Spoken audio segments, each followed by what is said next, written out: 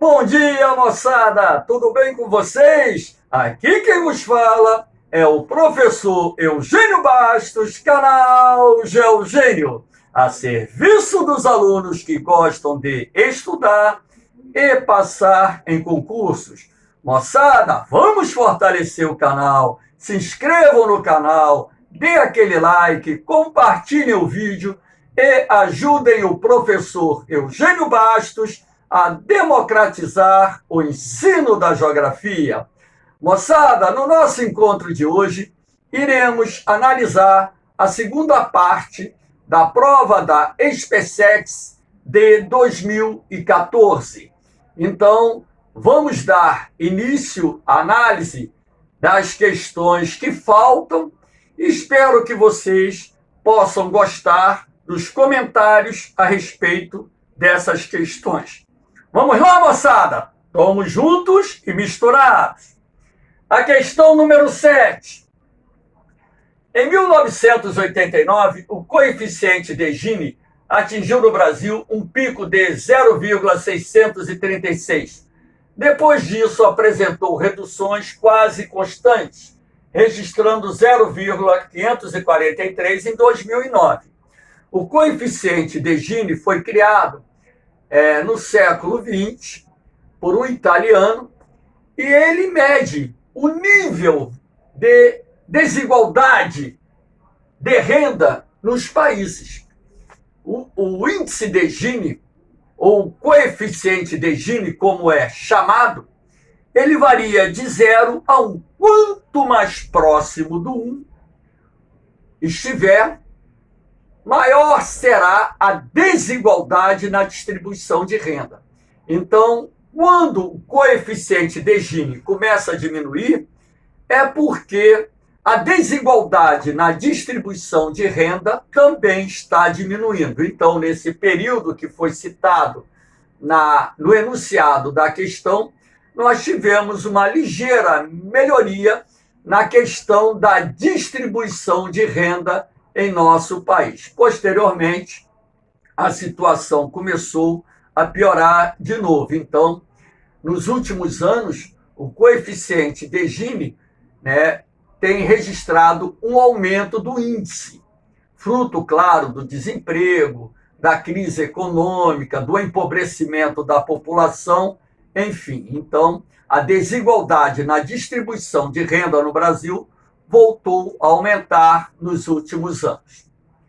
Então, o coeficiente de Gini é um importante indicador socioeconômico que revela em um país o grau de desigualdade de renda. Aqui você tem o gráfico que é utilizado para o cálculo do coeficiente de Gini. A renda, então aqui você vai ter o número 1, quanto mais próximo do número 1, você se encontrar, pior será a situação para a população, ou seja, maior será a desigualdade na distribuição da renda num determinado país. Valeu, moçada? Vamos lá. A questão 8. Em 2003 foi criado o termo BRIC, uma sigla indicando o Brasil, Rússia, a Índia e a China, respectivamente como países que estariam destinados a ingressar no seleto grupo das principais economias mundiais, devido à força de seus recursos naturais, humanos e estratégicos. Lembrando que o BRIC não é um bloco econômico, e sim um grupo de países emergentes que recebeu também, posteriormente, a África do Sul. Hoje se chama BRICS. Sobre os parceiros do Brasil nesse bloco, é correto afirmar que, primeira afirmativa, embora a Rússia tenha perdido importância econômica no cenário mundial, apresenta-se como uma estratégica fornecedora de petróleo e gás natural para os países europeus. Afirmativa correta. A Rússia detém uma das maiores reservas internacionais de petróleo e gás natural, sendo um importante fornecedor desses produtos ou dessas fontes de energia para o continente europeu. 2. Enquanto na China o setor secundário responde por quase metade do PIB do país, na Índia é o setor terciário que se destaca respondendo por mais da metade do seu PIB, afirmativa também correta. O setor secundário, o setor industrial na China é muito forte. Tanto é assim que a China acabou se transformando numa das mais importantes potências industriais do planeta. Lá na Índia, o setor terciário ele se destaca mais, principalmente nos setores de serviço e comércio, de onde provém a maior parte do PIB produzido dentro da Índia. Apesar da Índia também ter avançado muito no campo industrial, o seu setor terciário é aquele que responde pela maior parte do PIB. A Índia, por exemplo, é referência mundial em tecnologias de informação, inclusive com várias empresas indianas prestando serviços a vários países do mundo, inclusive países desenvolvidos.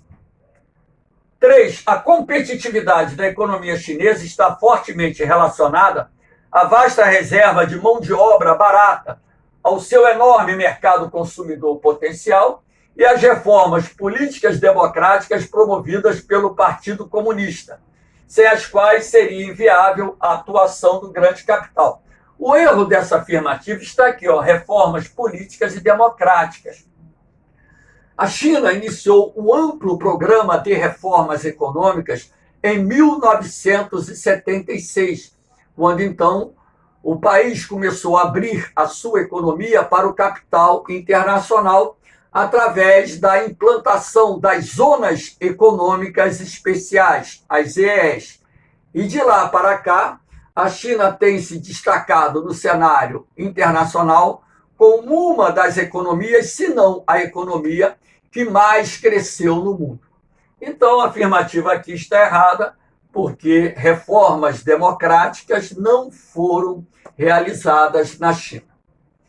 4. Enquanto o milagre chinês articulou-se em torno da produção manufatureira intensiva em mão de obra, a Índia se destaca na globalização através de setores de biotecnologia e de tecnologias da informação, os quais demandam quantidade relativamente pequena de trabalhadores de alta qualificação, afirmativa correta. Então, esses segmentos de biotecnologia e tecnologias da informação se destacam muito dentro da economia chinesa. Indiana. A Índia, na verdade, hoje é um dos países que mais produzem, por exemplo, os IFAs, o insumo farmacêutico que é utilizado na produção de várias vacinas. A Índia se tornou um dos mais importantes fornecedores de vacinas do mundo. Quando eu falo vacina, é de uma forma geral, não é só a vacina da Covid, não. E também a Índia se destaca por possuir inúmeras empresas de tecnologias de informação que se transformaram em poderosos grupos empresariais. Então, afirmativa correta. 5. Em virtude das rígidas políticas de controle de natalidade, tanto a China como a Índia já apresentam taxas de crescimento natural próximas a zero, o que implicará necessariamente um rápido processo de expansão da população idosa em ambos os países. Ora, esses dois países, de fato, adotaram políticas de controle da natalidade. Inclusive, a China chegou a adotar a política do filho único, que foi extinta recentemente. Em 2014, o Congresso do Partido Comunista Chinês decidiu extinguir a política do filho único. Mas, mesmo adotando políticas de controle da natalidade, esse crescimento da população não ficou próximo a zero. A China obteve resultados mais expressivos, com uma taxa de crescimento que ficou aí perto de 0,7%. Todavia, a Índia manteve uma taxa de crescimento da população acima de 1%, razão até pela qual, nos próximos anos, a Índia será o país de maior população absoluta do planeta. Então, resposta certa, letra E, afirmativas 1, 2 e 4 corretas. A 3 e a 5 erradas. Vamos à questão 9. Sobre o comércio exterior brasileiro, podemos afirmar que, primeira afirmativa, no comércio mundial, o Brasil possui hoje a condição de global trader, ou seja, um país de comércio internacional, comércio global, correto? Estando, portanto, comprometido com os princípios do multilateralismo e do liberalismo no comércio mundial, corretíssimo. 2. A partir da metade da década de 1990, com o aumento da participação de produtos básicos e semi-manufaturados na pauta de exportações brasileira, a participação do Brasil nos fluxos comerciais globais deu um salto para mais de 3% do total mundial. Errado. Na década de 1990, a participação brasileira no comércio mundial ficava bem abaixo de 1%. Então, no início da década de 2000, era de 0,7%. Então, uma participação muito pequena. O Brasil nunca chegou perto dos 3% do comércio internacional. O máximo foi 1,2%, 1,3%. 3. Enquanto na pauta de exportações brasileiras para a União Europeia e Ásia predominam produtos primários e semi-manufaturados, os países do NAFTA, Acordo de Livre Comércio da América do Norte e da América do Sul, absorvem principalmente produtos manufaturados do Brasil, correto, né? A Europa e a Ásia compram muitos produtos primários do Brasil, principalmente derivados do agronegócio e do extrativismo mineral. Boa parte dos produtos industrializados exportados pelo Brasil tem como destino o mercado americano. 4. A redução das metas de crescimento da economia chinesa é fato positivo para a economia brasileira, pois tende a abrir um espaço ainda maior para nossas exportações de produtos básicos. Errado.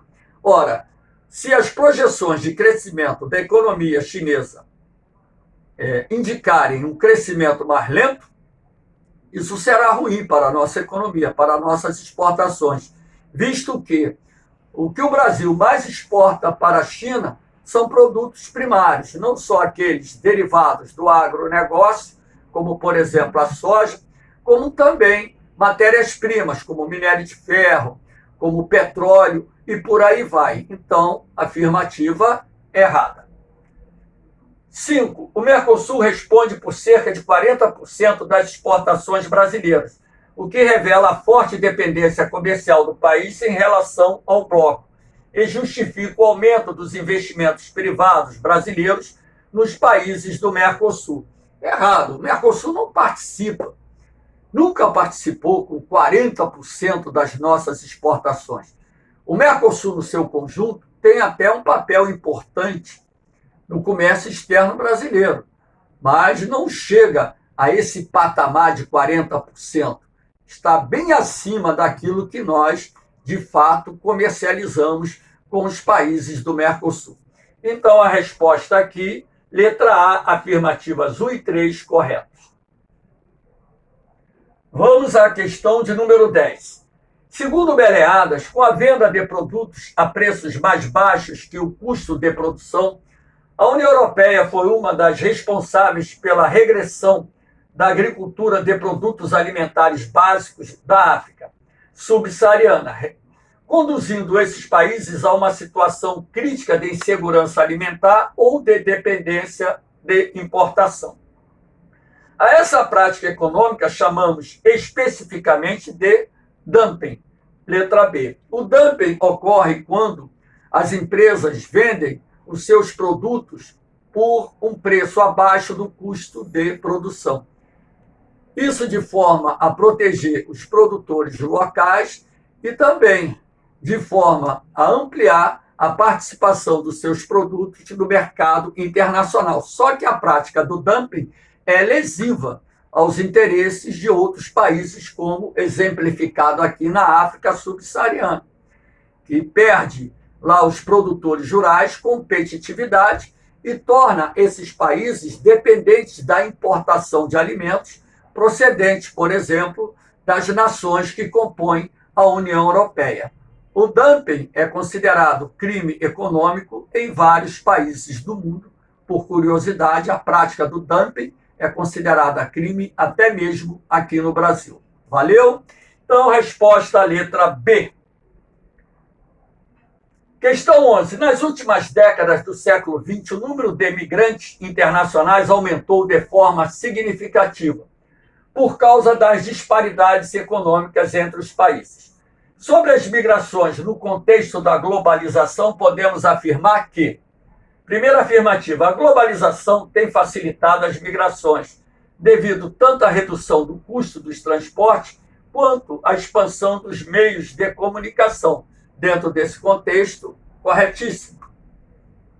2. Embora os Estados Unidos e o núcleo mais próspero da União Europeia sejam as duas maiores zonas de atração de fluxos migratórios do mundo, países situados no Oriente Médio são os que possuem maior percentagem de imigrantes na população. Correto.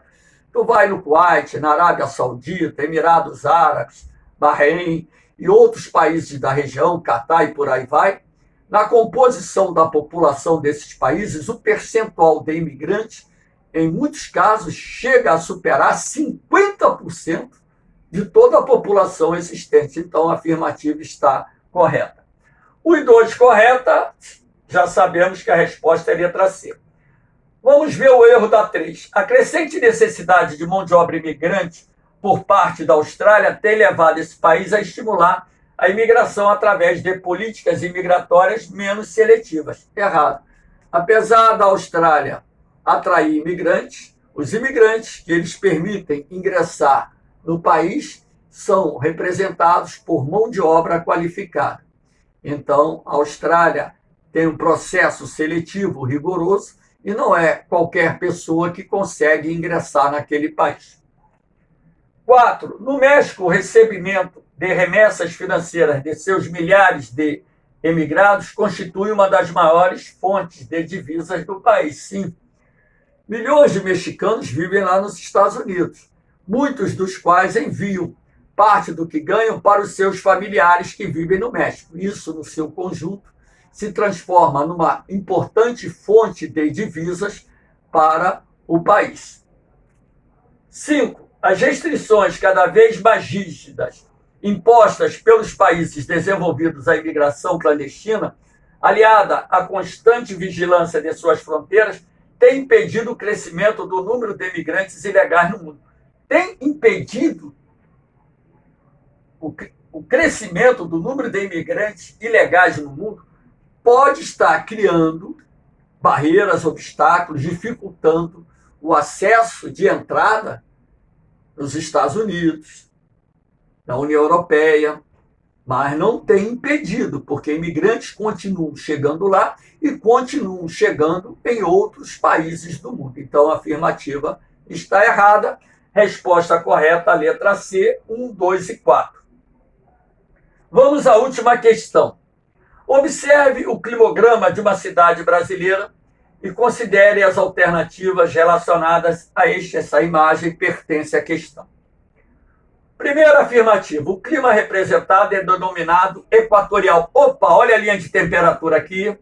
Já vamos descartar, porque o clima equatorial ele registra temperaturas médias mensais superiores a 24 graus, e você repare que durante vários meses do ano, a temperatura média mensal está abaixo dos 24 graus. Em cuja área está presente uma vegetação do tipo hidrófila, correto, adaptada a ambiente úmido, latifoliada, folhas grandes, largas, característica da floresta equatorial. Correto. Então, o único erro aqui é o clima, né? É o único erro, na verdade, né? Se fosse aqui um outro tipo de clima, o tropical úmido, eu daria isso aqui como correto, apesar da linha de temperatura também não ser uma característica do tropical úmido, né? 2. Refere-se a um clima sob forte influência da massa polar atlântica e que apresenta uma significativa amplitude térmica anual. Ora, repare que a temperatura média mensal dos meses mais frios está acima dos 10, dos meses mais quentes acima dos 18. Observe que as chuvas aqui, representadas por essas barras verticais, são bem distribuídas durante o ano. Então, esse climograma aqui é do clima subtropical. A afirmativa está correta. E o clima subtropical é aquele que sofre maior influência da massa polar atlântica em nosso país. 3. Trata-se de um clima subtropical úmido com precipitações ao longo de todo o ano, sem ocorrência de estação seca, aquilo que eu falei ainda agora, correto. 4. Nas áreas em que esse clima predomina, observa-se precipitações que ultrapassam os 2.200 milímetros. Não, fica abaixo disso. O que, aliado às altas temperaturas, favorece o processo de lixiviação e a consequente laterização do solo. Ora, alta temperatura você tem aqui no verão. No inverno é relativamente frio. Tá certo? Então já temos um erro aí. Laterização é um processo que consiste no aumento da concentração de óxidos de ferro e alumínio na superfície do solo, dando origem a uma crosta ferruginosa denominada laterita ou canga, que se forma em regiões tropicais subúmidas e não em regiões subtropicais. Então, a afirmativa está errada. Resposta certa, a letra B. Moçada, espero que tenham gostado dos comentários. Dê aquele like, fortaleça o canal, moçada. Ajude o professor a democratizar o ensino da geografia. Esse trabalhinho é 0800, em benefício de você. Se eu estou te ajudando, me ajuda também, né? Compartilhe o vídeo, se inscreva no canal, enfim. Moçada, um beijão no coração de vocês. Um forte abraço. Fiquem com Deus. Eu vou, mas eu volto, hein? Fui!